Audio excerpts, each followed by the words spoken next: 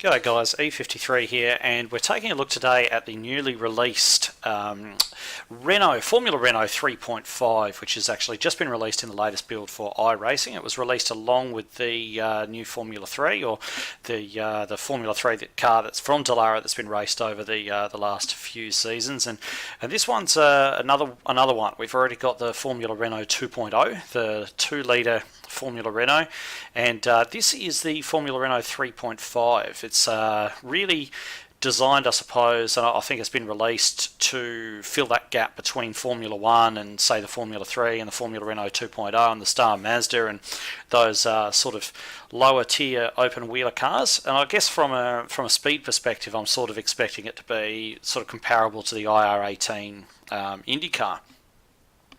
iRacing have definitely been working on this car for a long time. It's one that they announced was in development a good couple of years ago now, I think, and they've only just released it. And I guess what we're really trying to find out here is it worth your money? Is it worth buying? Now, one of the things that that you notice about this particular car is it looks very similar to, I guess, an old school Formula 1 car. It's sort of got that look about it. Big wings, big slicks, 3.5 litre, normally aspirated V8. So on paper things look really good. It should be a great car to drive. Should give a really nice sensation to drive. Should have loads of grip, loads of power, everything else. So I haven't turned a lap in this car yet. Have not driven it at all. I wanted the first time I drove it to be in this video so I could really share the first impressions, so on. So here we go. We'll get out there, have a bit of a go in it. We're at the Suzuka circuit. I thought that would give us a really good idea of the various strengths and weaknesses, characteristics of the car, just due to the fact that there's so many different types of corners here. So you'll be experiencing my first ever drive of this one with me. So we'll jump in. We're running the baseline setup here. As you can see, haven't made any changes to that whatsoever. So we'll jump in. Alright, so I guess the first thing that we notice in here is it's fairly much as expected. Low sitting, open wheel race car, everything, you know, you're obviously very in this tiny confined cockpit. Little LCD screen there for you as well. A little bit of information on there. Whole bunch of stuff that we're really not going to play with. Whole bunch of adjustment settings and things like that we're not really going to touch. We're just going to go out and get a bit of a feel for it. So let's get out of the pit lane and we'll have a look.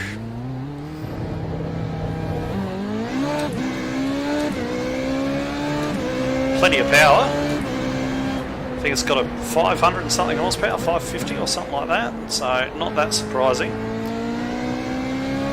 Just waiting for the tyres to warm up just a touch before we go flogging it. It does feel a bit skittish on the colder tyres. You can feel definitely that the tyre's cold. It's got really good feedback like that, like most of the iRacing cars.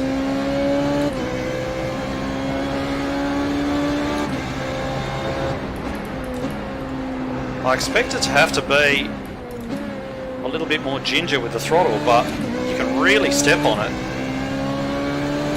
and it just grips up.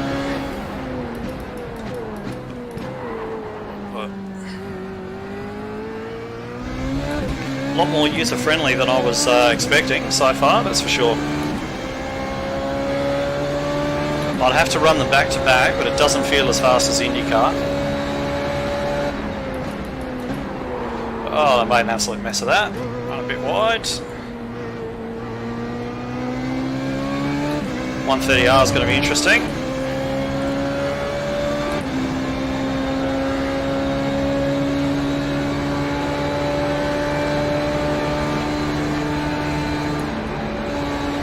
Probably take that flat actually, I just chickened out on it a little bit.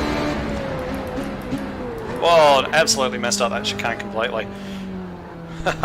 And the second opportunity as well. So now I'm just going to have to give up a little bit of time and we'll get back on it. It's been a while since I've driven at Suzuka, that's my excuse anyway.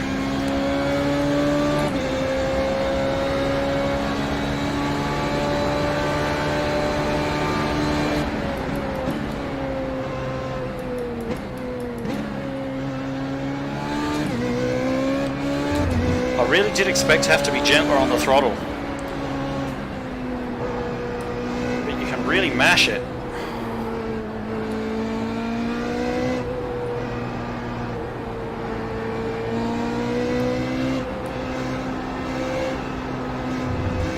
course, being on the baseline setup, it's going to have loads of grip dialed into it.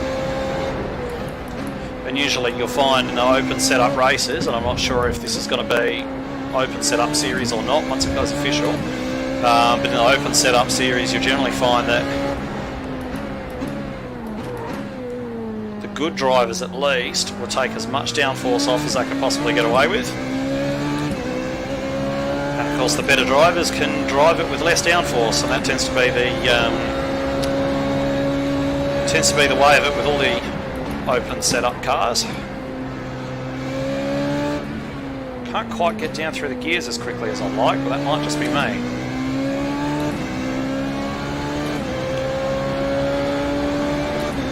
Don't actually feel as though I'm driving it very well, to be honest.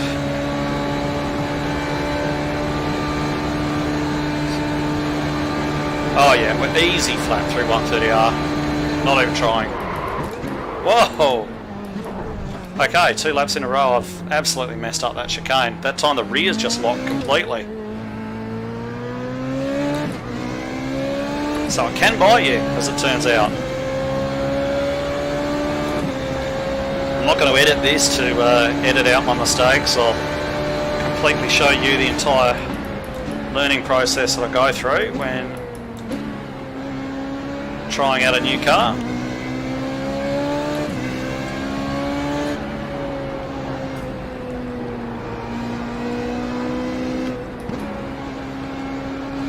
Get that chicane right, I can actually do a proper flying lap.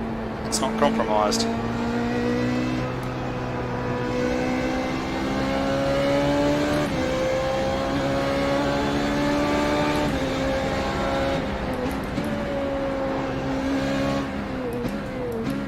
I've got to be honest, I thought it was going to be faster.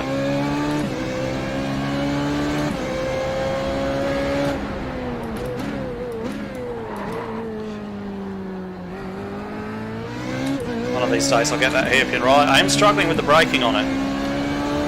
I was expecting it, as I mentioned, to sort of be something you need to be really gentle on the throttle for, but you can absolutely mash the throttle, that's not a problem.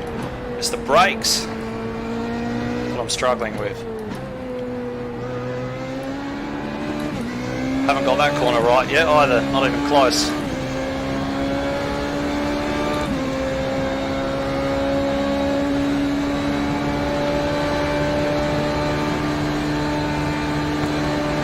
Yeah, take my advice, 130R, easy flat.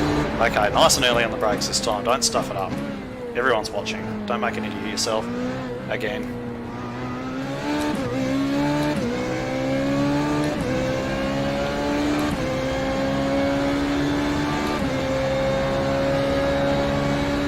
Okay, see how we go here, flying lap.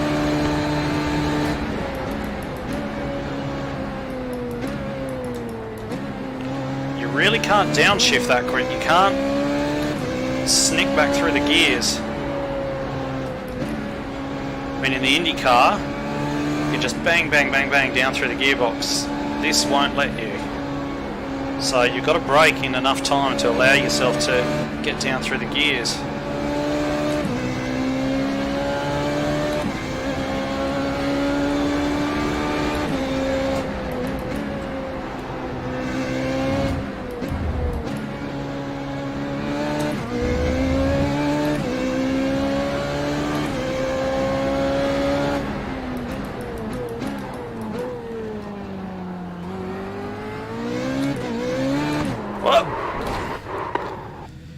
Just got away from us there.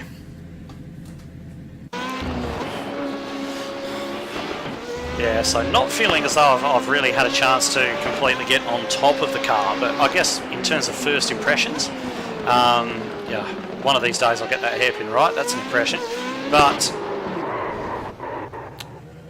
look, it's a great car, it really is. It's a good fun car to drive. I did think it was going to be quicker, as I think I mentioned. I did really think it was going to be faster, but I guess what the purpose of the video is to answer the question about whether or not this thing is worth buying. And there's absolutely nothing wrong with the quality of the car. It's absolutely normal iRacing quality. It's great fun to drive, well put together, everything feels as though it works, it doesn't feel like a work in progress or anything like that. It's as good as every other iRacing car that comes out. Very much the finished article. Yeah, no complaints there whatsoever. So I guess in deciding whether or not it's actually worth your time and money to actually get this car, it really depends once again on how much usage you're going to believe that you're going to get out of it. I would say that there is a couple of things counting against this car, and the first thing is that in iRacing official races, the higher powered open wheeler cars don't get much participation in official. The Skippy gets loads of participation, the Formula Renault goes through phases, the Formula Renault 2.0, the Formula 3 will be popular for quite a long time, I think. But when you look at, say for example, when the IR18 got released, everybody was running that for a little while, and then it just quickly died off. I guess the freshness of it died off, and nobody really runs it in official anymore. We don't get many races that go official in the IR18, and I think that this is going to be the same. We don't get many races that go official in the Formula 1s either, and I think that this car is going to be the same. Let's remember as well that Formula Renault 3.5 doesn't actually exist anymore.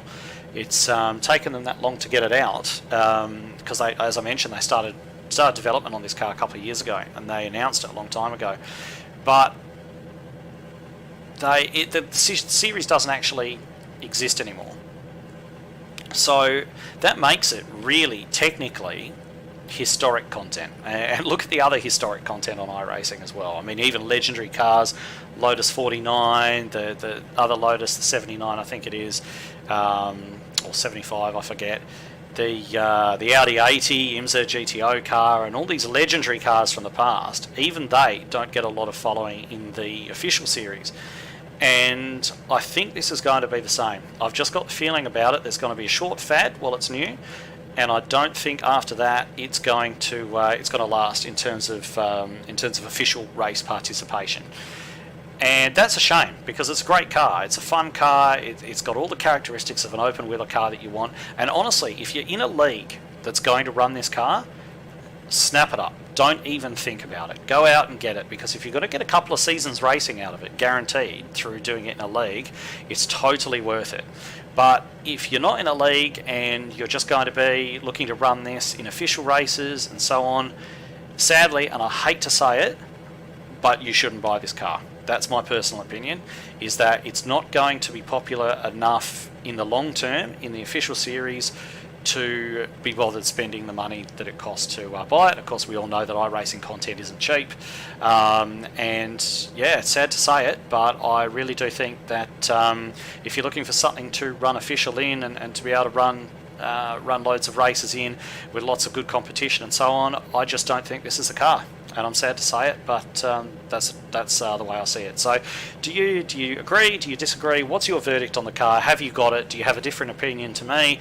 You probably almost certainly drive it better than I do, but yeah, if you've got a different opinion, or you agree, or you have any questions about it, please just leave a comment below, and don't forget to subscribe if you'd like to get notifications through about the next video that goes up. Thanks very much, and we'll see you next time.